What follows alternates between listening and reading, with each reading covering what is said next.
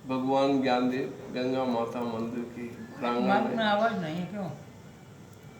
एक बहुत अहम और महत्वपूर्ण सत्संग होने जा रहा है। उम्मीद है आप सबको पसंद आएगा। अगर पसंद आए तो उस YouTube चैनल को सब्सक्राइब और लाइक अवश्य कीजिए, शेयर कीजिए।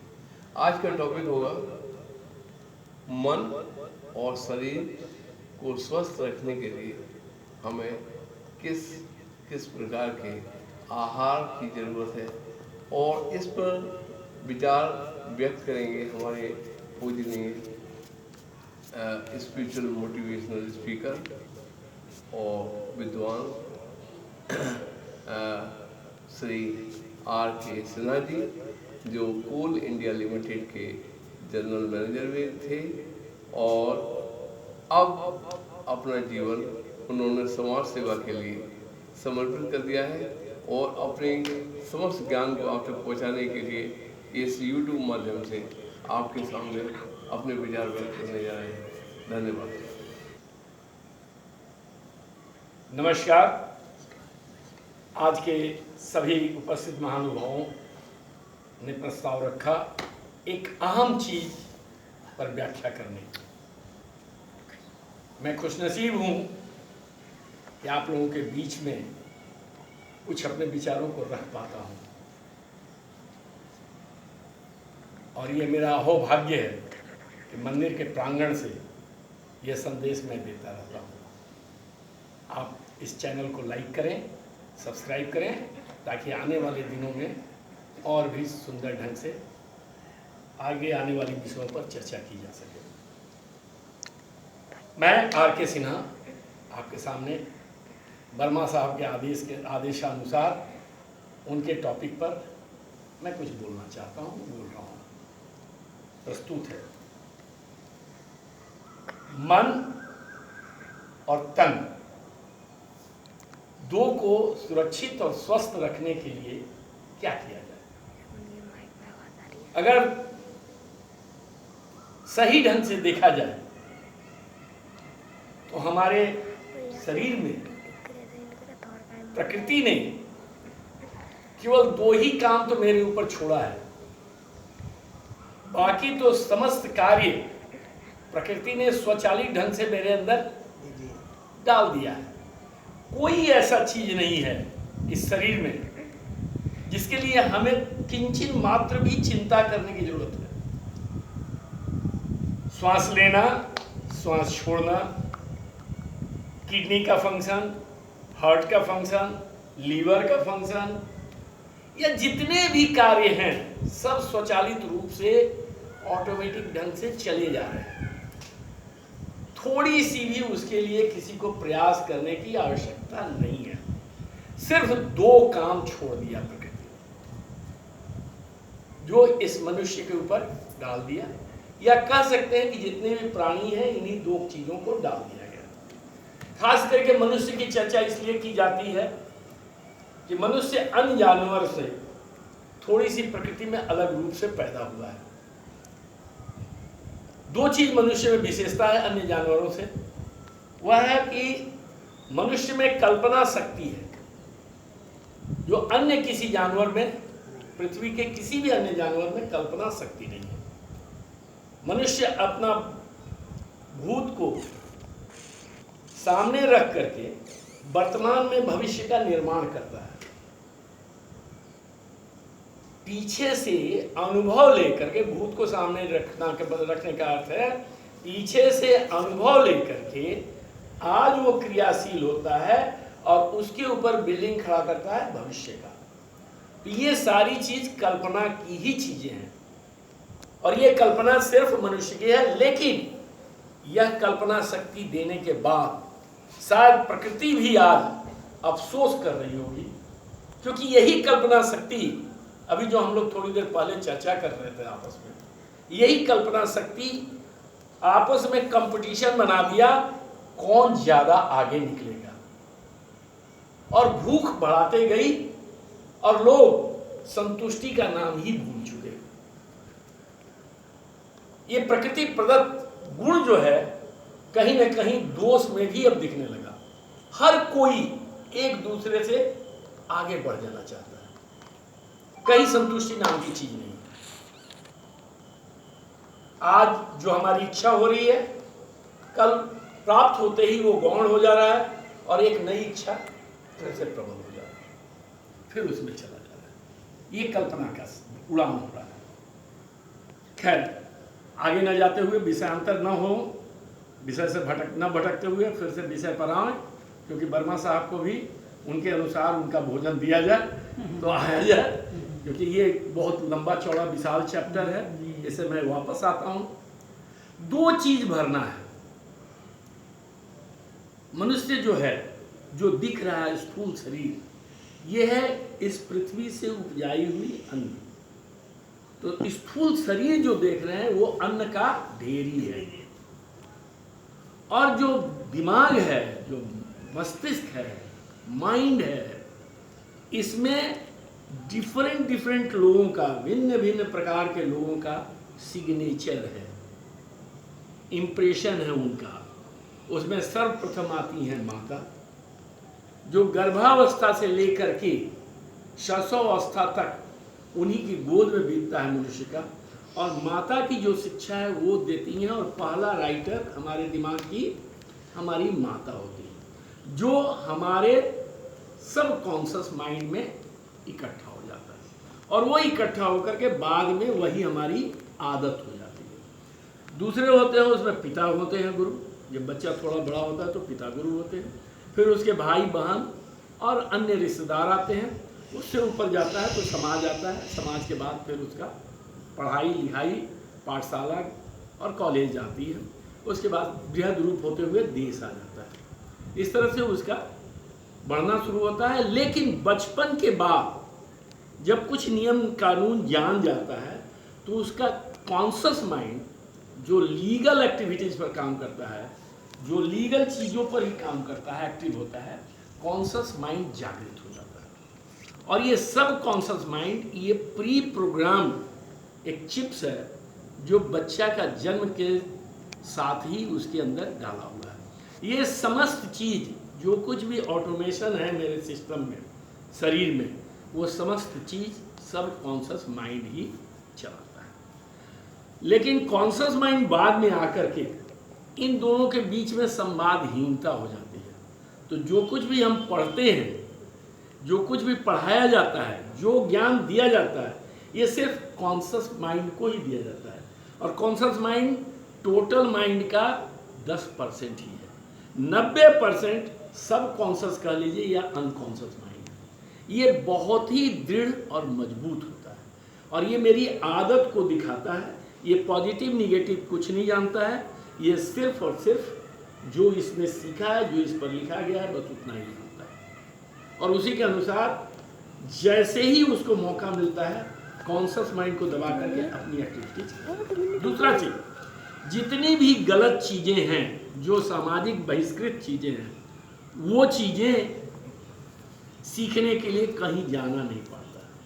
वो चीज़ें हमारे अंदर पहले से फीड है, जिस पर कि कॉन्शियस माइंड नियंत्रण रखता है। और कॉन्शियस माइंड जो है एक द्वारपाल की तरह हमारे दिमाग के दरवाजे पर बैठा हुआ है। ये चेक करता है कि क्या चीज़ अंदर भेजा जाए और क्या चीज़ रोक लिया जाए। तो अगर कॉन्शियस माइंड को अगर धोखा दिया जाए तो फिर अनकॉन्शियस में या सब कॉन्शियस में पहुंचा जा सकता है। तो अच्छी आदतों को सब कॉन्शियस तक पहुंचाने के लिए थोड़ा सा हम लोगों को एक टेक्निक इस्तेमाल करना पड़ता है। कोई चीज़ अगर आप सबकॉन्शियस माइंड में डालना चाह रहे हैं, सबकॉन्शियस माइंड में डालना चाह रहे हैं मतलब अपनी आदत में शामिल करना चाह रहे हैं, तो उसके लिए थोड़ा सा एक टेक्निक लगाना पड़ता है कि कार्य कीजिए, जो भी बोलिए, जो भी अपने को इंस्ट्रक्शन दीजिए, वो प्रेजेंट कंटिन्यूअस में दीजिए। जैसे मैं अगर कहूँ कि मैं भगवान का भक्त हूँ, और अगर मैं नहीं हूँ तो कॉन्शियस माइंड तुरंत ऑब्जेक्ट कर देगा, कहेगा क्या झूठ बोल रहे हो, छोड़ो यार, झूठ साथ बोलते रहते हो। और अगर मैं कहूँ कि मैं भगवान का भक्त बन रहा हूँ, तो यहाँ पर वो धोखा कर देगा। क्योंकि ये कंटिन्यूअस जो है, ये वर्तमान से लेके फ्यूचर की बात करता है। ये दो काल में लिंक का काम करता है। तो जितने भी मंत्रोच्चारण हैं, जितने भी पाठ हैं, जितनी भी अच्छी आदतें हैं जो कि हम चाह रहे हैं कि सबकॉन्शियस माइंड में आ जाए, किस किस हेतु कहते हैं? इस हेतु कहते हैं कि वो हमारी आदत में शामिल हो जाए। माता पिता को प्रणाम करना है, प्रभु को प्रणाम करना है, तो ये बार बार बार बार रिपीट करते हुए हम उसको ले जाते हैं, अपनी आदत बनाते हैं। तो ये तो हुआ कॉन्शियस और सबकॉन्शियस का, ये हो गई दिमाग की बातें। अब सबसे बड़ी चीज जो है, अगर शरीर से भी अगर इंपॉर्टेंट चीज माना जाए तो वह है दिमाग। क्योंकि अगर दिमाग व्यवस्थित है तो शरीर तो उसकी भाषा समझेगा ही और उसके अनुसार व्यवस्थित हो ही जाएगा। लेकिन हम दिमाग के खाने के प्रति कभी बात ही नहीं करते हैं। दिमाग को क्या भोजन चाहिए? हम गलत सलत संगत अपना लेते हैं, गलत सलत चीज़ों को अपना लेते हैं, किसी भी गलत नकारात्मक भावना को सुन लेते हैं और सुन करके अपने अंदर बैठा लेते हैं। हम होंगे कामयाब एक दिन, बहुत मशहूर गीत है। अरे किस दिन कामयाब होंगे? ये तो एंडलेस टॉक हो गया। हम होंगे कामयाब एक दिन नहीं, एक टारगेट होना चाहिए, एक समय सीमा होना चाहिए कि हम होंगे कामयाब फलाना महीने तक, हम होंगे कामयाब फलाना दिन तक। जितनी लंबी उतनी सौर। इसका क्या मतलब है भाई? क्या हमारी प्रोग्रेस को ही रोक दोगे? कुछ ऐसी चीजें हैं जो विद्वानों ने भी कही है, लेकिन रॉ में कह गए, किसी प्रसंगवश कह गए, लेकिन समाचार कुछ ऐसा मिला जिसमें कि आदमी की प्रगति रुकती है या नकारात्मक विचार भी हमारी आदत में शामिल होती है। तो केवल गलत चीज ही गलत नहीं है, गलत चीजों का विश्लेषण करके उसमें से अच्छाई न छांटना भी गलत है।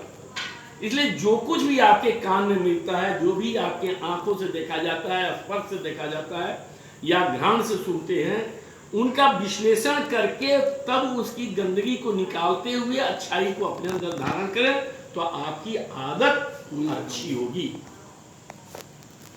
तो सबसे बड़ी चीज है कि ज्ञान इंद्रियों का जो हमारे पास 5 ज्ञान इंद्रियां हैं, इन 5 ज्ञान इंद्रियों का विश्लेषण बन के उनके द्वारा ग्रहण की हुई चीज दिमाग तक पहुंचावें तो शायद आपका दिमाग सही चलेगा।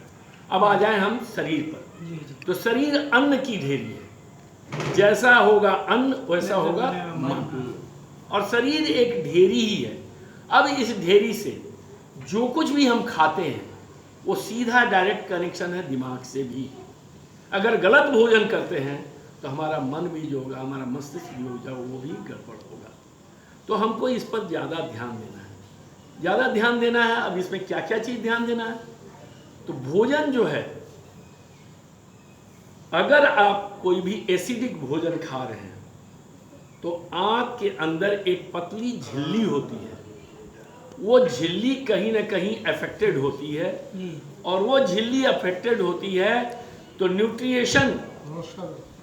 न्यूट्रिएशन तो जो है वो छन करके अंदर जाना चाहिए झिल्ली के, लेकिन झिल्ली जो है एसिडिक भोजन से फट जाती है और उसके साथ साथ न्यूट्रिएशन ही नहीं, टॉक्सिक भी अंदर घुस जाता है, और ये टॉक्सिक आपके ब्लड में जा करके उत्पात मचाता है और आपका शरीर रोगी बनता है। तो भोजन में हमेशा अल्कलाइन भोजन कीजिए।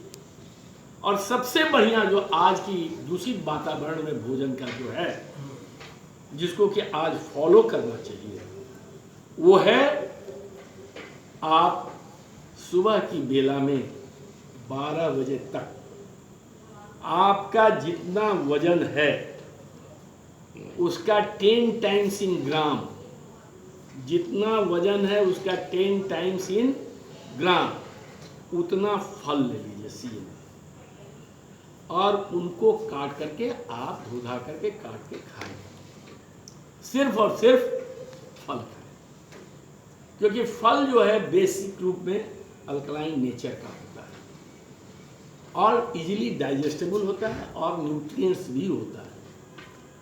तो फल का सेवन करें। जैसे मान लीजिए आपका वजन 70 किलो है तो उसका 10 गुना हो गया 700 इन ग्राम्स, मतलब 700 ग्राम।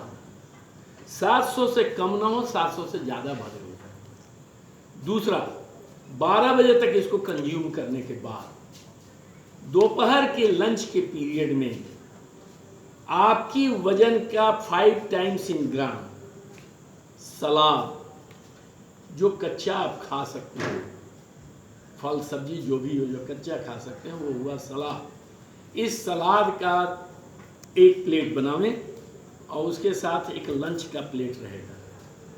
पहले सलाद खाना है तब लंच खाना है। रात में जैसे इसमें बता दें 5 टाइम्स का मतलब अगर 70 किलो वजन है तो 350 ग्राम सलाद।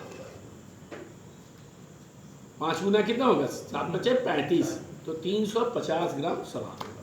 350 ग्राम का थाली एक बनेगा। अब दूसरी थाली होगी आपकी लंच। पहले सलाद खाएंगे फिर लंच खाएंगे। दूसरा चीज है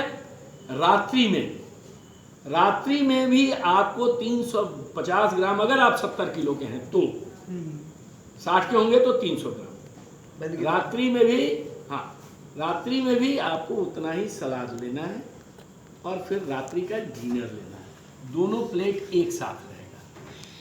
और ये अगर आप करते हैं, इसके साथ साथ आपको किसी भी एनिमल का कोई प्रोडक्ट नहीं लेना।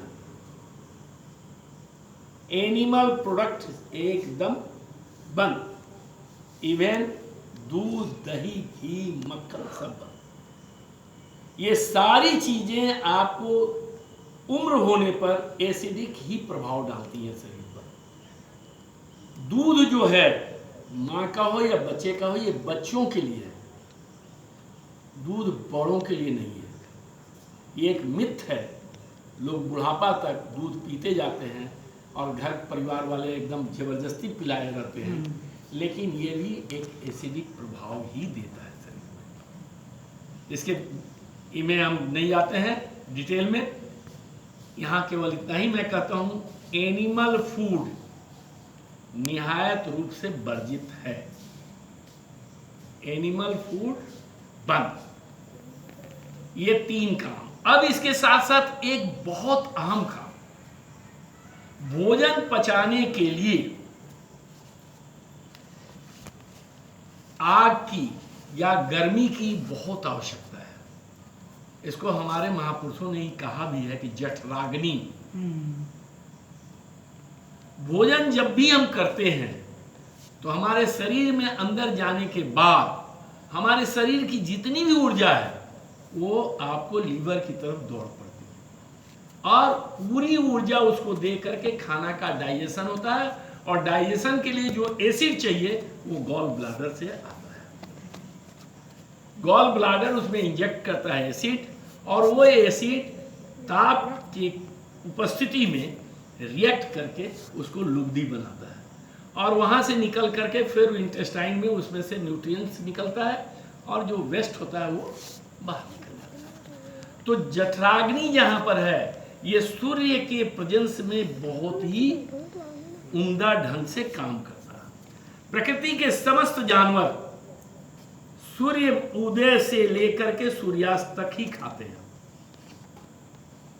केवल एक मनुष्य है जो रात्रि को भी दिन बनाए हुए है और इसीलिए बीमारियों का ढेरी बना हुआ है। आप निश्चित तौर से आज बैठा लें कि अगर मेरा भोजन सूर्योदय से लेकर के सूर्यास्त तक ही हो रहा है और अगर मेरा भोजन सात्विक रूप से इस नियम को फॉलो करके हो रहा है, तो मैं आपको गारंटी देता हूं कि आपके शरीर में कोई भी किसी भी प्रकार का रोग नहीं होगा।